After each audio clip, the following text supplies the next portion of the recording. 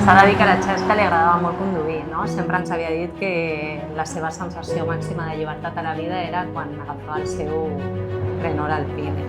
La premissa era anar a buscar a la Xesca, que prèviament ja havia sigut avisada de que avui faria un viatge molt especial sense sortir de la residència, i l'hem anat a buscar, hem pujat al gimnàs, que estava preparat com una sala molt tecnològica.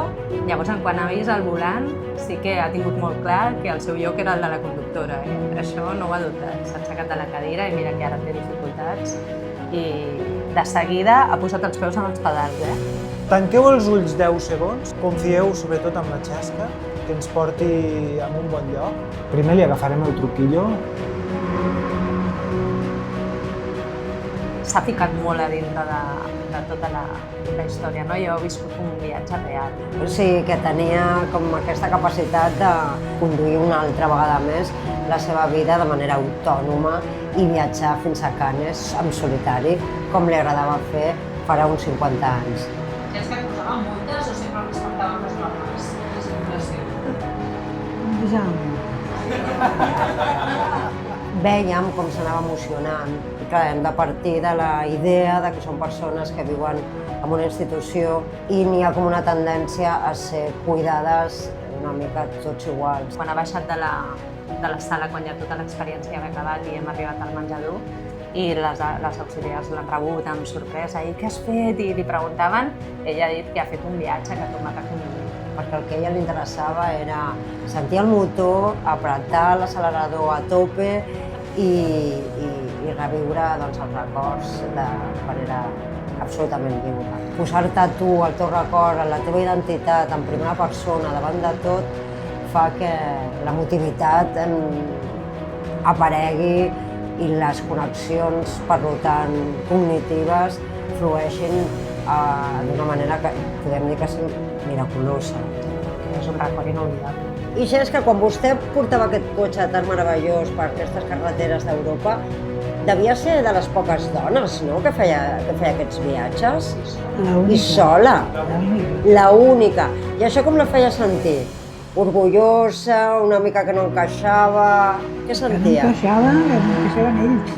Ah, molt bé!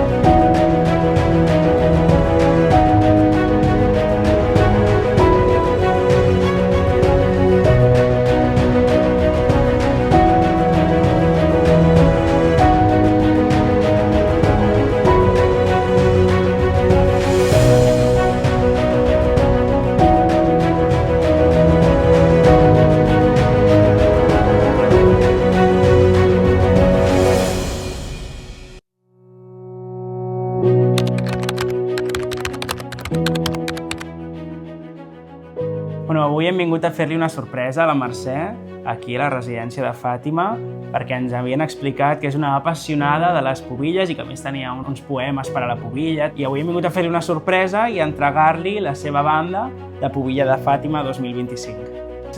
La Mercè és tan entranyable i ella sempre ha tingut aquesta passió per per la lletra, per expressar de manera poètica el goig d'estar viu, de connectar amb la bellesa al seu voltant. I ha escrit poesia al llarg de la seva vida com una manera de posar en valor la seva existència i també de conviure amb el dolor. També. La poesia ha sigut la seva direcció a la vida. I a part d'això, sempre ha estat molt vinculada amb la cultura catalana, amb les tradicions. De fet, va escriure el seu poema favorit, que era doncs, a la figura de la pubilla. Així que la seva experiència va ser fer la pubilla del casal Fàtima i va ser meravellós. Sí, va ser un moment espectacular. O sigui, quan les va tenir a prop, no va poder evitar fer un crit d'emoció que mai a la seva vida s'ho hagués imaginat aquest moment.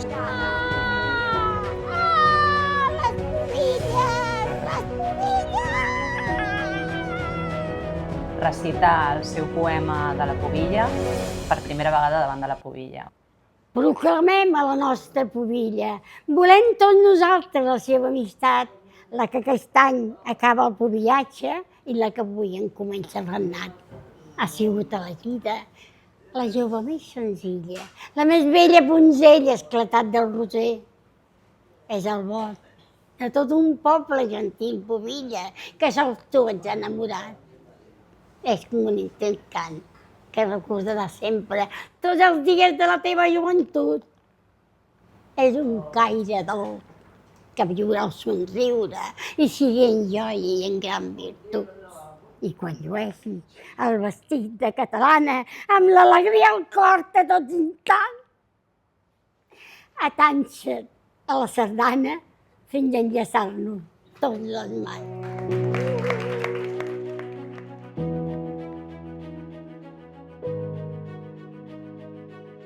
Fer realitat aquest moment i que li pogués dir i que a més la nombressin pubilla de Fàtima. Amb la seva banda meravellosa, sí. Encara ho recorda i bueno, ens ha dit que serà el seu record etern i que ho portarà sempre dins del seu cor. Ha sigut meravellós.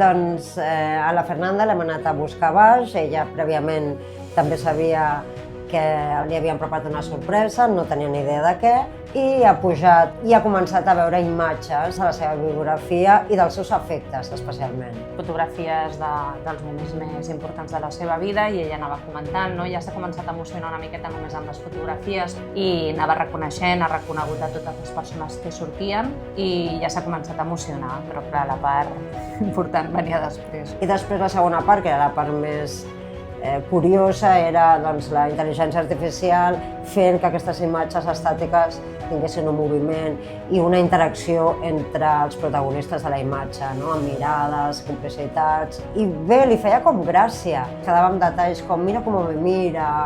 Ha hagut una imatge, l'última imatge de totes les escollides, que ha sigut la imatge més impactant per ella perquè era la imatge d'una de les seves filles que va morir ja fa un temps. Agafant-se les mans. Agafant-se les mans. I bueno, ja estava increïblement agraïda. La pobra no sabia com donar les gràcies per la sorpresa i sobretot també per aquesta energia que persones posen amb ella, no? O sigui, que important tinc que ser, no? Perquè em dediquin tot aquest esforç i atenció. Llavors, en algun moment se li ha dit que si era suficient, ho podia parar i llavors estava super emocionada amb l'experiència i ha dit no, hasta el final, hasta el final, más.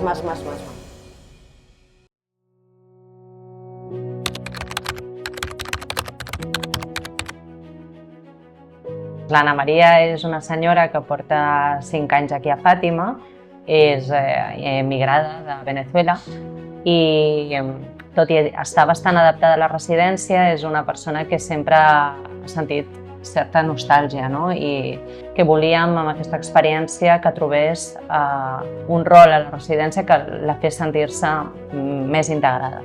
A l'Anna Maria l'hem fet l'encàrrec de fotografiar amb una càmera d'aquelles meravelloses antigues que fas clic i surt la foto. Polaroid. Polaroid. ¿Es su letra esta? Sí. Ay, qué bonita letra. Uy, no. Mira que El violín y algo más. I era una càmera que portava tot el dia amunt i avall i ella tenia que fotografiar allò que li cridés l'atenció, que li semblés maco, especial, estrany, sorprenent. Ha fotografiat molt moments d'apropament, les treballadores amb algun altre resident. Aquí sí, Esta sí he cagat, tio. Li agrada la fotografia, li agrada la pintura. Per tant, aquesta experiència li ha otorgat la possibilitat de ser creativa, de ser lliure, autònoma, que és una cosa important per ella. Estas son las bicis estacionadas en el ayuntamiento. I aquesta sensibilitat de veure els petits detalls, les coses que feien extraordinari un dia ordinari.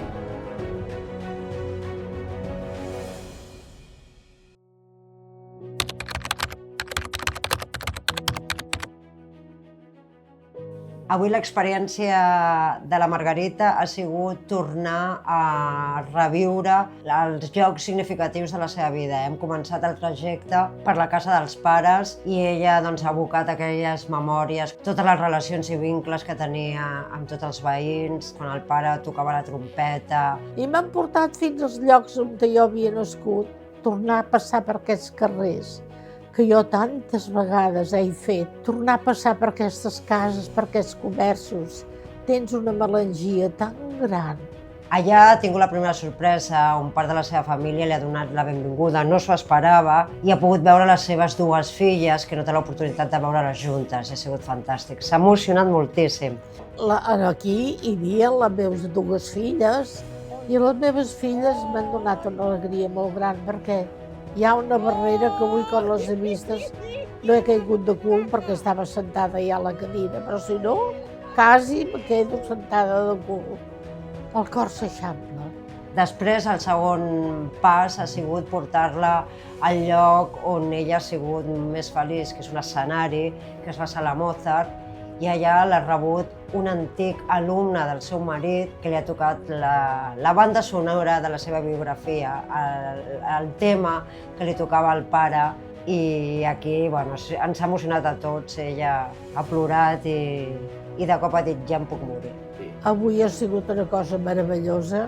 Era com un cor d'àngels que jo ja em podia morir per no donar-vos el disgust, no ho he fet. Avui, quan aquell xicot m'ha començat a tocar les Illes Canàries, Verge Santíssima, cançó de cuna, que jo li deia, papa, toca-me'ls a...